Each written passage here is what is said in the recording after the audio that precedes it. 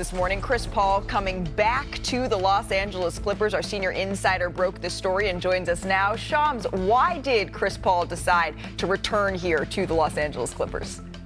Malika, Chris Paul wanted to stay near his family in Los Angeles this upcoming season, and the Clippers needed another reserve guard. They needed someone at the point guard position coming off the bench, so it made it a perfect match, a perfect reunion. And multiple suitors such as Milwaukee, Dallas, Charlotte all expressed interest in Chris Paul over the last few weeks. But now the ability to join a contender in LA, the history, shared history that these two sides have together, 5 All-Star appearances, 5 All-NBA teams, a franchise record with the Clippers in 6 years that he had spent there prior. And he really wanted to see, can he return back to the Clippers? And this is a team full of veteran players. It's a deep team.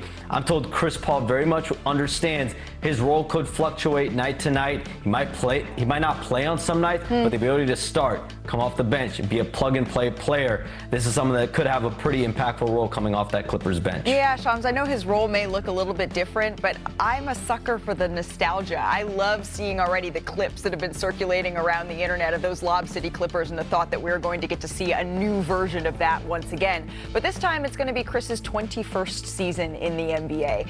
Do you have any reporting to suggest that we should be thinking about this as his last hurrah? Malika, I'm told Chris Paul is expected to retire after this season. He's going to go through training camp, go through the season like he always does, see how it goes.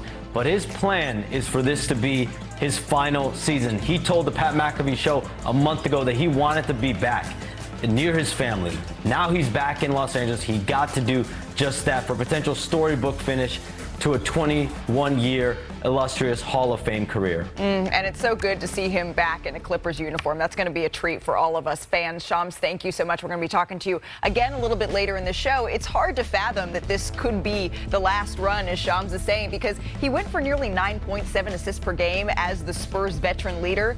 And this is what gets me. He started in all 82 games last season. It was just the second time he's done that in his career. He also did that in 2014-15 when he ranked 6th in MVP voting. And who was he playing for? The Los Angeles Clippers, of course. As we say hello to our friends Brian Windhorst, Kendrick Perkins, Bobby Marks. It's always good to have you in studio, my friend. Brian, I am going to start with you here and talk about the fit. We're looking at an incredibly deep, if not a little bit of an older Los Angeles Clippers team. How do you see CP3 slotting in here?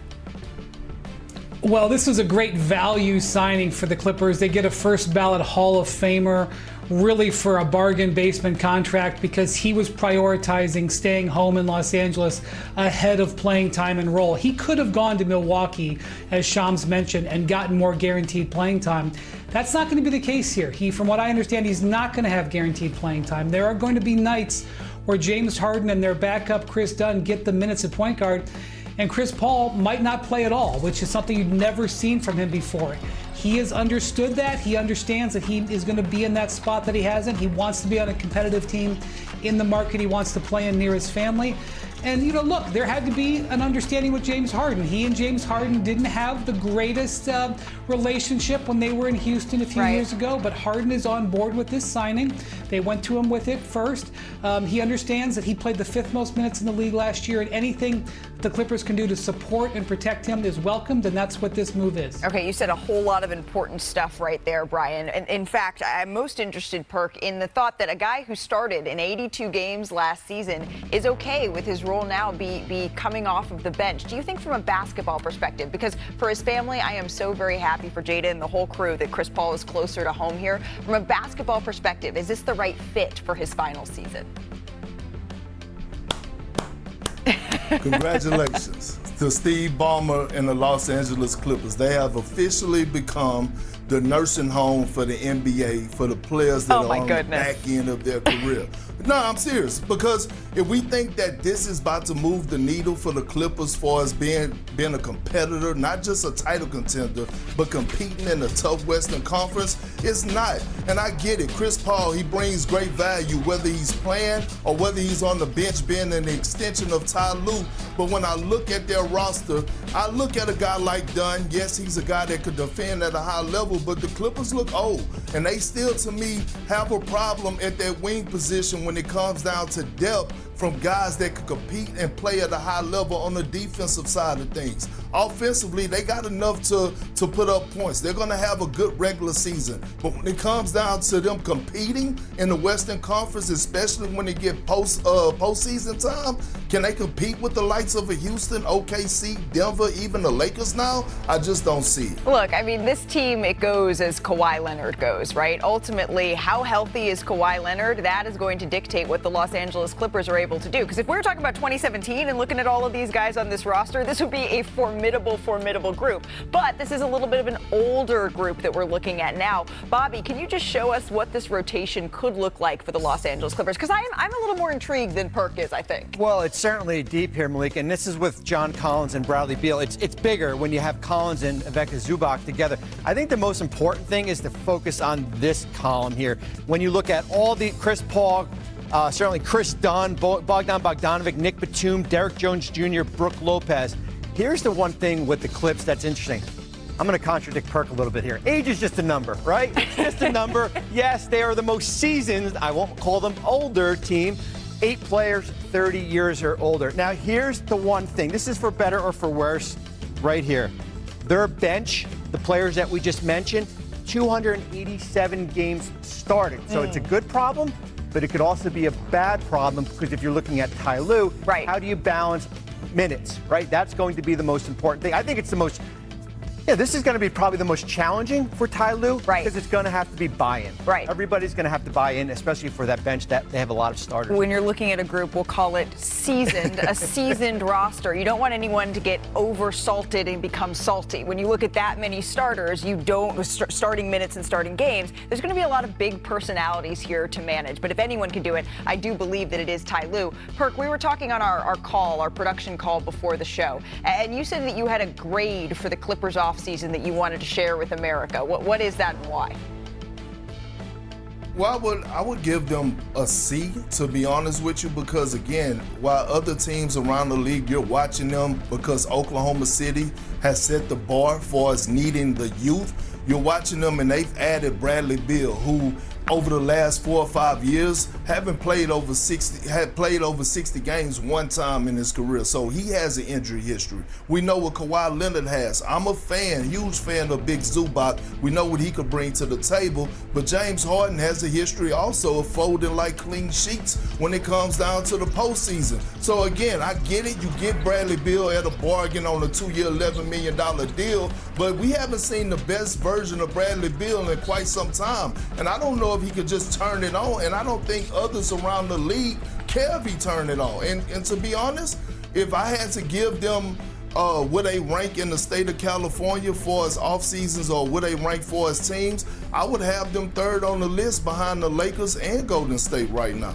Behind Golden State, who hasn't really done much of anything here, Brian? They don't have to. Kaminga might disagree. It's July, man. I mean, what are we doing?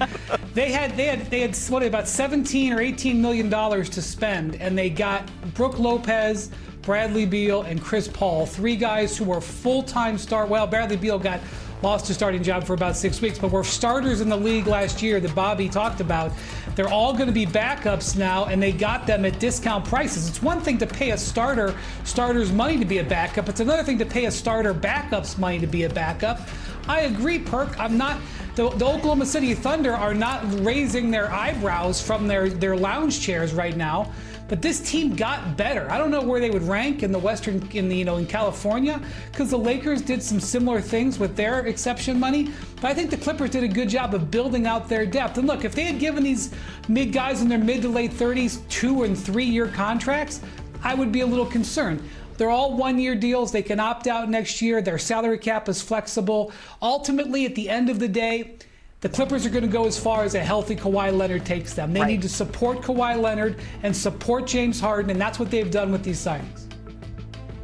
I get it, Wendy, but we still have to start moving on, because we're living in the past of what those guys did in the past and not what they've been providing in the present. When you talk about the addition of a Brook Lopez, I get it, backup center, a guy that can stretch the floor, but he's also a guy that was getting cooked last year in the pick and roll in the drop coverage. He's not the best defender that he used to be. Same with a guy like Bradley Beal. Nicholas Batum is kind of old as hell, although he does come in and do a lot of the little things. I'm just looking at the direction of the direction of the league, and I'm looking at a team like the Houston Rockets who got great depth at the wing position along with youth, and I'm just looking at it. It's just not moving me what the Clippers are doing. I'm thankful Perk wasn't my teacher at Marist College, because I would have never graded with that grade that he gave them as a C. I would say this, they did enough this offseason to keep themselves in contention as a top 8 team in the Western Conference. Not number 1, but certainly where Houston and Denver and Dallas and Minnesota,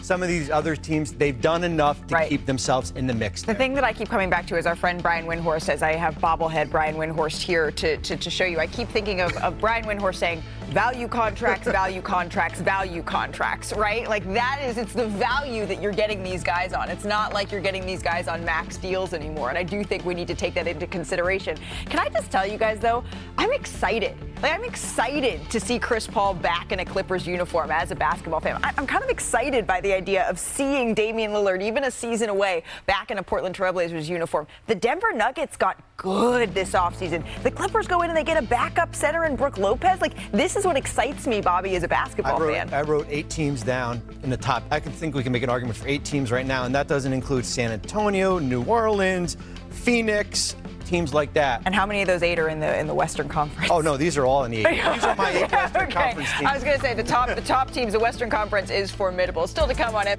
Hello, xin chào tất cả mọi người. Hôm nay mình sẽ hướng dẫn các bạn gấp một con thỏ màu vàng và màu đỏ như thế này nhá. Bây giờ các bạn vào làm cùng mình luôn nhé. Rồi, ok. Để bắt đầu vào làm thì các bạn sẽ chuẩn bị cho mình những dụng cụ như sau. Ở đây mình có chuẩn bị 2 tờ giấy có 2 màu khác nhau, đó là màu vàng và màu đỏ này. Tiếp theo các bạn sẽ chuẩn bị cho mình một cái bút chì, một cái thước, một cây kéo này, cuối cùng là một cây súng bắn keo như thế này nhá.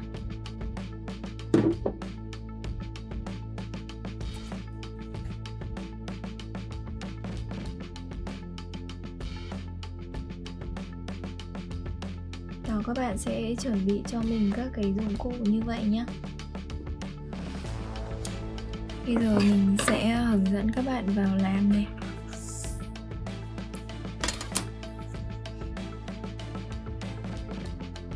Các bạn sẽ lấy cho mình cái bút chì và thước kẻ. Đo cho mình kích thước của cái tờ giấy này, nó sẽ là 14 cm này.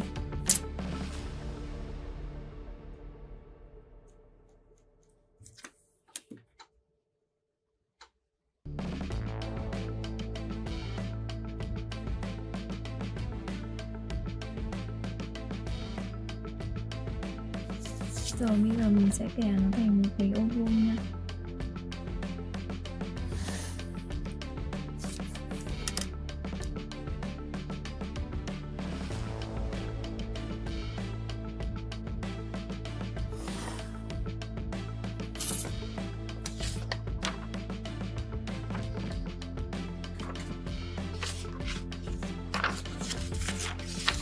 Rồi bây giờ các bạn sẽ để tờ giấy màu đỏ này lên tờ giấy màu vàng cho mình. Mình sẽ cắt 2 cái tờ giấy này ra theo cái đường kẻ này nhé.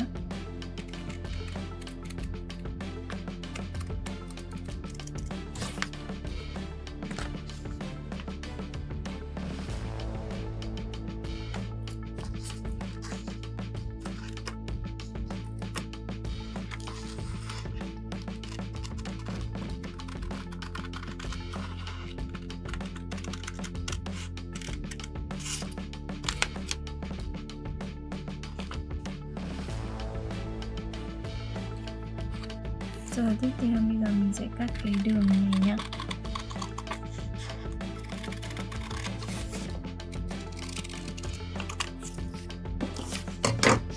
Rồi mình đã cắt xong được 2 cái ô vuông như thế này rồi.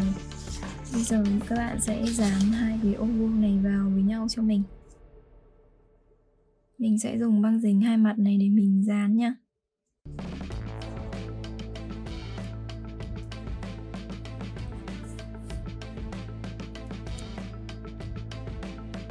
Rồi mình sẽ dán nó lên cái tờ giấy màu đỏ này.